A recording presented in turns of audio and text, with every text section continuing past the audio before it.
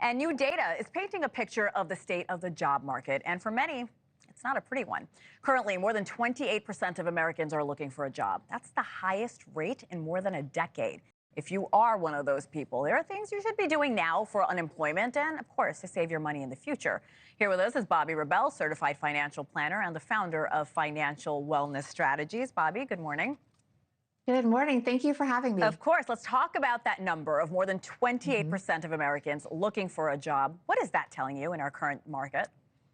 That is telling us that we all need to be ready because we could find ourselves in a position that nobody wants to be in. So it is important that we be proactive about getting ready for what we hope won't happen, but what is happening to more of us. So that means making sure, of course, your viewers know, having your resume ready, making sure it's AI friendly, because a lot of that searching will be done online, but also showing up for the job you have while you have it to kind of make sure that if there are layoffs at your job, you are someone that is irreplaceable, that they want to hold on to.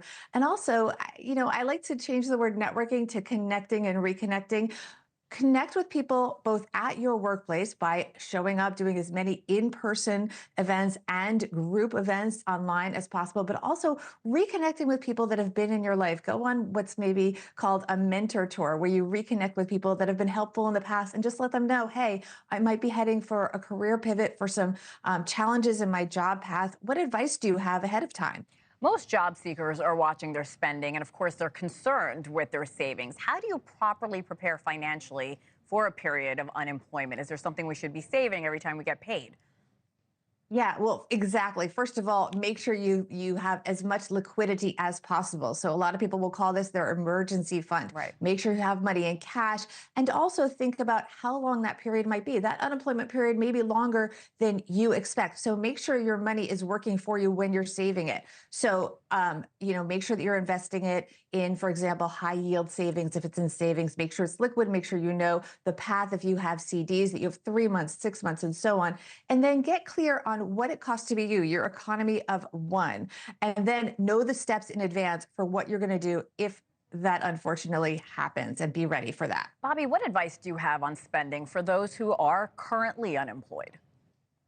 Yeah, again, make sure that you understand what it costs to be you. Make sure you're tapping into the resources that you are entitled to. So that might be unemployment, it might be job training, it might be knowing what access you have to money that you might not think could be accessible to you. You have on the screen there the rule of 55 for a 401k. This is something very few people know about. If you normally think that you can't get to your 401k until you're 59 and a half, and you shouldn't in a best case scenario, but this is not a best case scenario, know that you can avoid the penalty if you tap into your 401k if you're unemployed from that most recent employer without the penalty. You're still going to pay taxes, but it is something that you can access if you need to. And that is something that you should at least be aware of. What are the best ways to bring in extra money while unemployed and looking for the next job?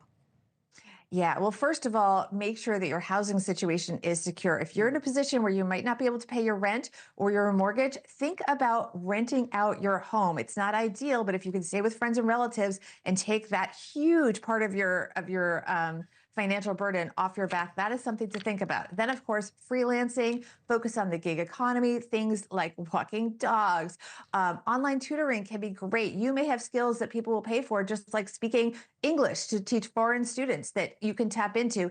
And then this is a little secret that people don't talk about, but online surveys can pay hundreds of dollars, and you can do really well just being you, telling people your opinion about different products and services. Great advice, as usual. Bobbi Rebell, thanks for coming on. Thank you for having me. Thanks for watching. Go to joinnn.com to find NewsNation on your television provider. And don't forget to click the red subscribe button below to get more of NewsNation's fact-driven, unbiased coverage.